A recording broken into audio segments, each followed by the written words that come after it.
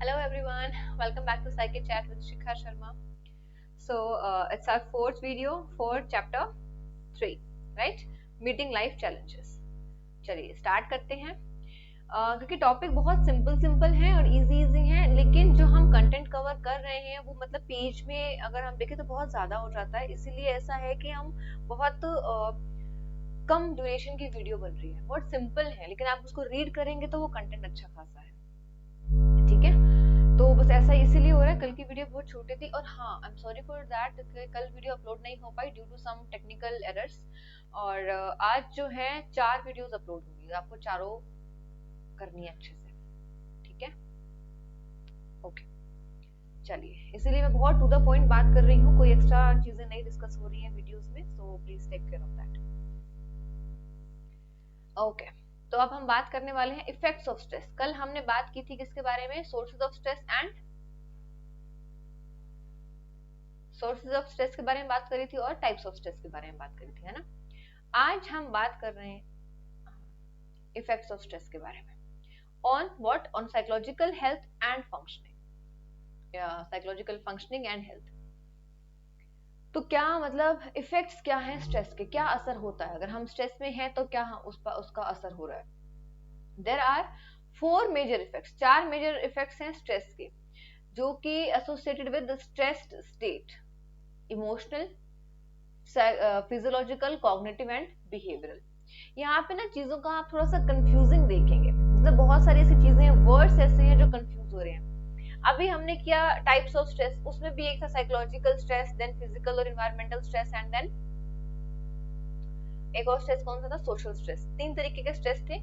अब तीनों को देखेंगे तो फिर अब हम नेक्स्ट हम बात कर रहे हैं इफेक्ट्स के बारे में। तो इफेक्ट्स में फिजियोलॉजिकल है, लेकिन इसके अलावा साइकोलॉजिकल भी नहीं है और सोशल इफेक्ट भी नहीं है ना। तो वहां पे बहुत कंफ्यूजिंग सा हो रहा था, कहाँ पे इफेक्ट्स था, कहाँ पे टाइप्स था, मतलब उसमें क्या था और उसमें क्या था। तो इस चीज को बहुत ध्यान से देखिएगा। जो स्ट्रेस है वो 3 तरीके से हो सकता है। कुछ एक्सटर्नल इवेंट्स हो सकते हैं। फिजिकल स्ट्रेस हमारी बॉडी से जुड़ा हुआ हो सकता है, फिजियोलॉजिकल, है ना। साइकोलॉजिकल हमारे थॉट प्रोसेस से जुड़ा हुआ हो सकता है, राइट। तो 3 तरीके की हो गए, इन्वायरमेंटल, फिजिकल हो गया, एंड देन सोशल स्ट्रेस हो गया, और साइकोलॉजिकल हो गया। इसका इफेक्ट कैसे देखेंगे हम? असर किस चीज पे होगा? हम पे होगा, हमारी हेल्थ पे होगा फर्स्ट, तो फिजियोलॉजिकल हो गया। इमोशंस पे होगा, इमोशनल हो गया। हमारी थिंकिंग पे होगा, कॉग्निटिव हो गया। वही चीजें हमारे बिहेवियर में भी तो दिखेंगी, बिहेवियर हो गया। इस चीज को बहुत ध्यान से समझने की जरूरत है। इट्स नॉट लाइक कि आपको रट्टा लगाना पड़ेगा, बट आप चीजों को समझें, आप इजीली कर पाएंगे। ठीक है, अब हम शुरू करते हैं कि इमोशनल इफेक्ट क्या है, हमारे इमोशंस पे क्या इफेक्ट होता है स्ट्रेस का। जो लोग स्ट्रेस में रहते हैं, those who suffer from stress are far more likely to experience what? Mood swings, show erratic behavior that may alienate them from family and friends। जो लोग परेशान होते हैं ना, उनमें हम मूड स्विंग्स भी देखेंगे, नेगेटिविटी देखेंगे, गुस्सा देखेंगे, इरिटेशन, मतलब वो एक नेगेटिव से एनवायरनमेंट में रहते या तो बिल्कुल चुप हो जाएंगे और बोलेंगे तो गुस्से में बोलेंगे, क्योंकि वो बहुत लंबे टाइम से स्ट्रेस फील कर रहे हैं और वो इमोशंस अब कंट्रोल नहीं हो रहे हैं, दे विल कम आउट। वो बहुत सिंपल सी चीज है। जैसे आप एक चीज में सोचिए, एक इंसान टॉलरेट कर रहा है किसी भी बात को लेके, आप सोचिए, चाहे वो कोई भी चीज हो सकती है बर्दाश्त करने वाली, है ना। कोई मैटर घर में हो सकता है, कोई स्कूल में चीजें हो सकती हैं, कोई परेशान करने वाला, मतलब व्हाट्सएवर बी द रीजन। एक इंसान जो है वो बहुत टाइम तक उसके साथ कोऑपरेट और मैनेज करने की कोशिश कर रहा है, लेकिन एक टाइम के बाद वो उस चीज को और बर्दाश्त नहीं कर सकता। It's very simple. आप प्रेशर कुकर का एग्जांपल ले लीजिए।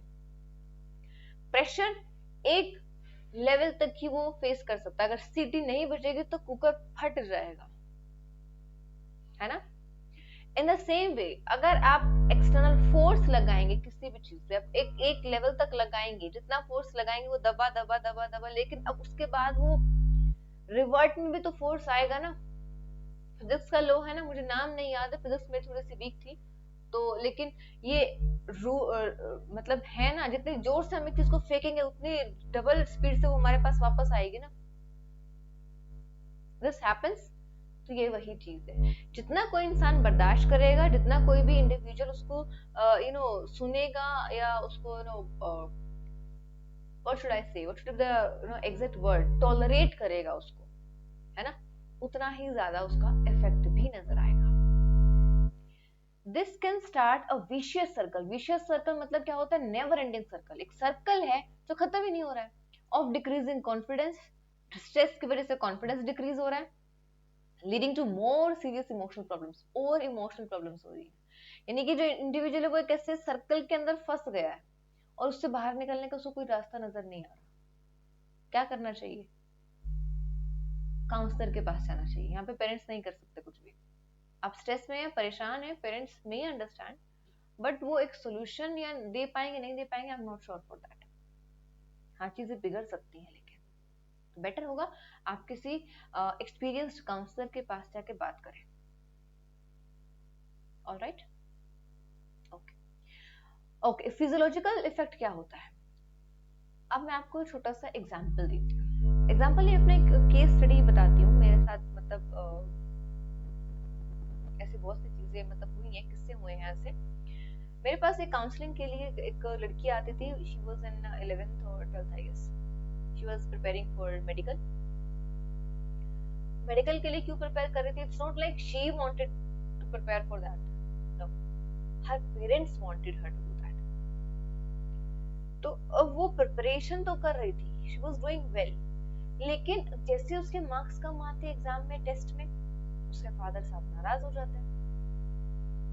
फादर की नाराजगी बच्चे के लिए बहुत इन्फ्लुएंशियल थी, बहुत परेशान हो गई। तो ग्रेजुअली क्या हुआ, इनिशियल मंथ्स में शी वाज फाइन, 2-3 महीने के बाद जैसे जैसे टेस्ट में उसके मार्क्स कम आते, चीजें बहुत प्रॉब्लमेटिक होती गई। पापा डांटते तो बात ही नहीं करते, बात करते तो डांटते। वही एक ही चीज, एग्जाम में मार्क्स नहीं आते, मार्क्स नहीं आते, क्या पढ़ाई कर रही हो, क्या तैयारी कर रही हो, मार्क्स नहीं आ रहे, मार्क्स अच्छे आ रहे हैं, she is getting love, marks अच्छे नहीं आ रहे हैं, she is getting rejection, conditional love. She was not getting unconditional love from her parents. वो चीजें फिर फिजिकल होने लगी, मतलब फिजिकल सिम्टम में नजर आने लगी। क्योंकि एक टाइम तक, अच्छा अब मैं बताती हूँ होता क्या है, एक ट्रैक बताती हूँ आपको। हमारे ब्रेन में हाइपोथैलेमस होता है, सबसे पहले स्ट्रेस को वो सेंस करता है। हाइपोथैलेमस से इस चीज को हम बोलते हैं HPA एक्सिस।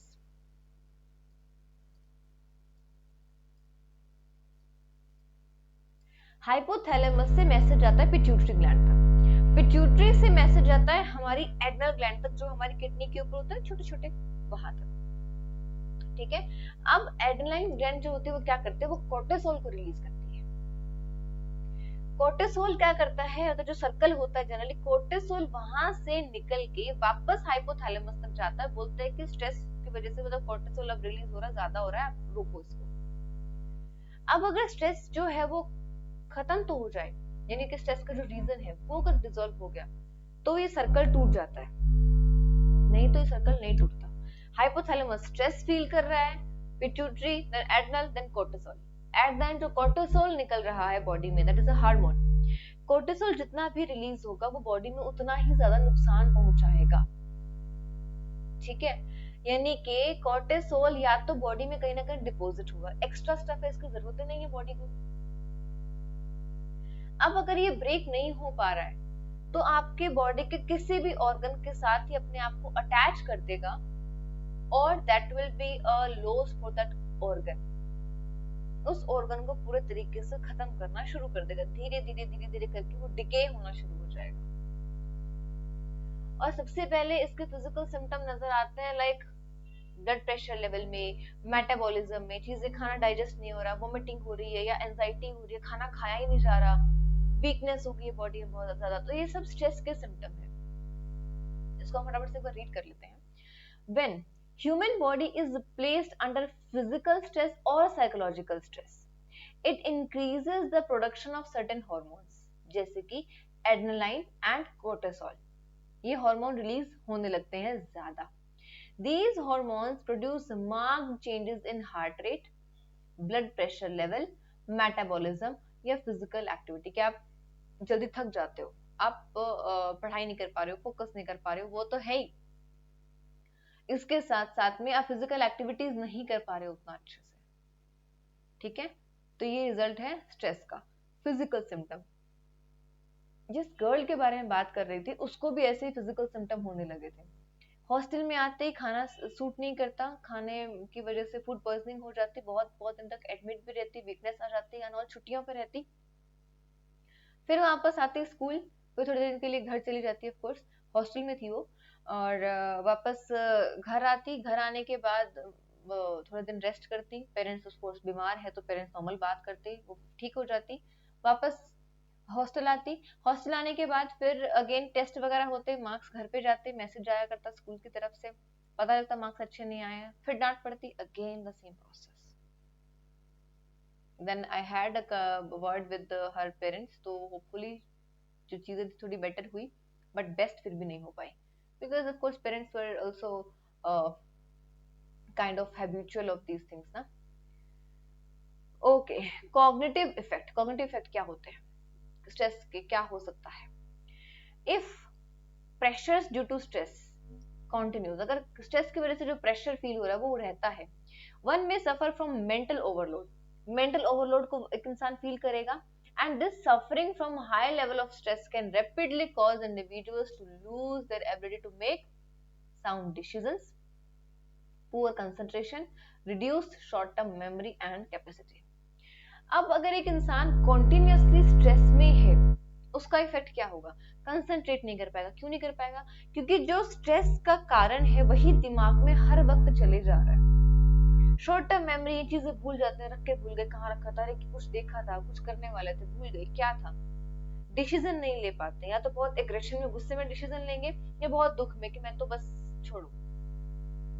बैलेंस्ड स्टेट में जब तक नहीं है तो बैलेंस्ड डिसीजंस कैसे होंगे, right? Cognitive effect, got it? Next, behavioural effect. अब इसका बिहेवियर पे क्या इफेक्ट होगा? Stress affects our behavior in the form of eating less. Behaviour में क्या क्या चीजें होती हैं?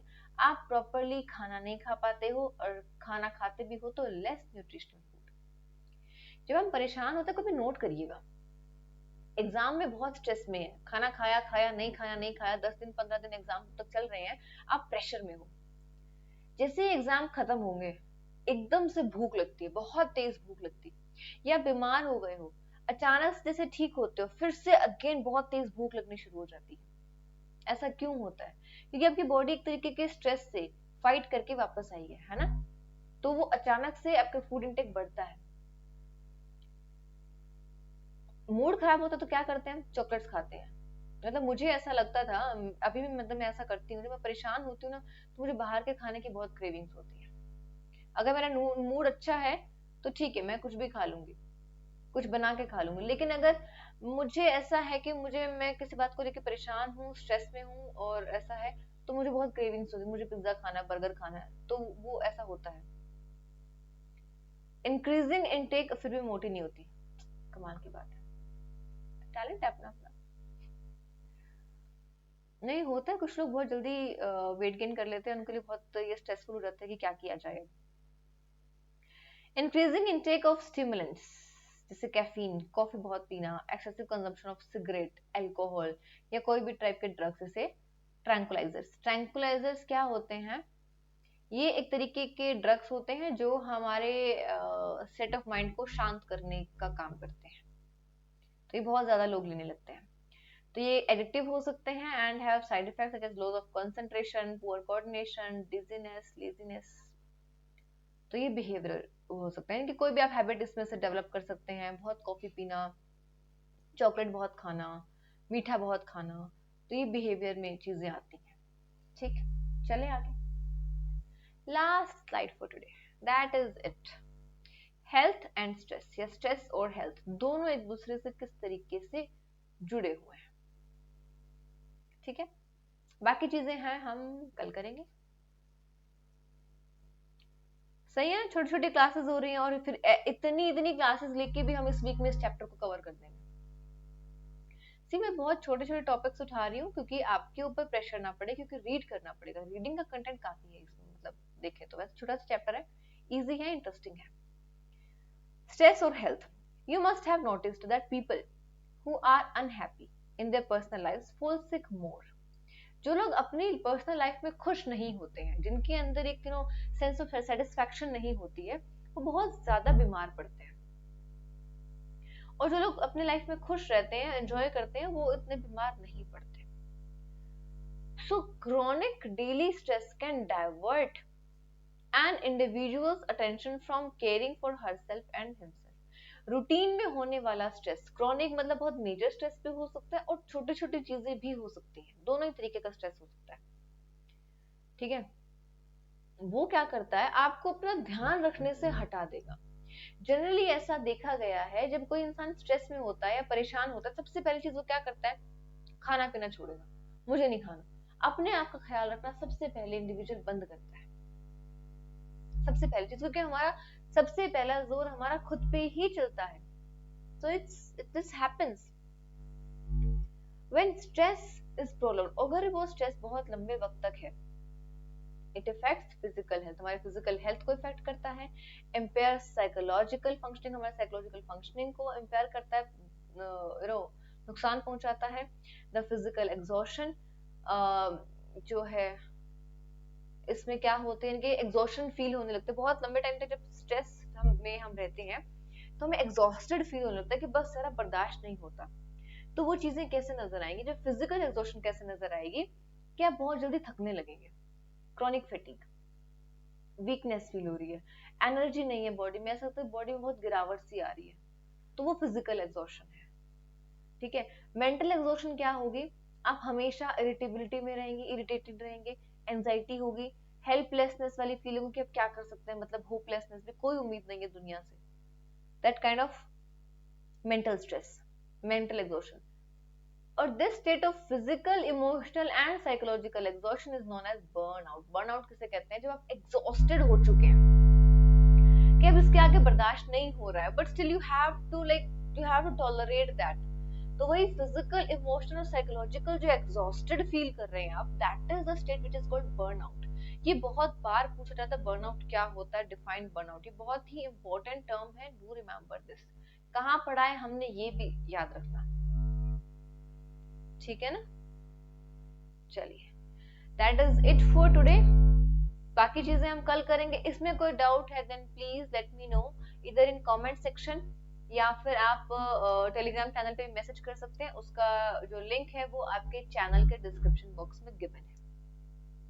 ठीक है, join that Telegram channel psyche chat with Shikha, और उसमें अपने डाउट डिस्कस करिए, मुझे बताइए कहाँ पे क्या चीजें आपको फेस आ रही हैं, कोई प्रॉब्लम है, कहाँ पे मैं इंप्रूव कर सकती हूँ, कौन से ऐसे पॉइंट्स है जहाँ पे आपको लगता है कि मैम ये चीज और अच्छे से आप एक्सप्लेन कर सकते हो, काइंड ऑफ जो भी चीजें हैं वहाँ पे आप मुझे बता सकते हैं। ठीक है, okay then see you tomorrow, bye bye, take care.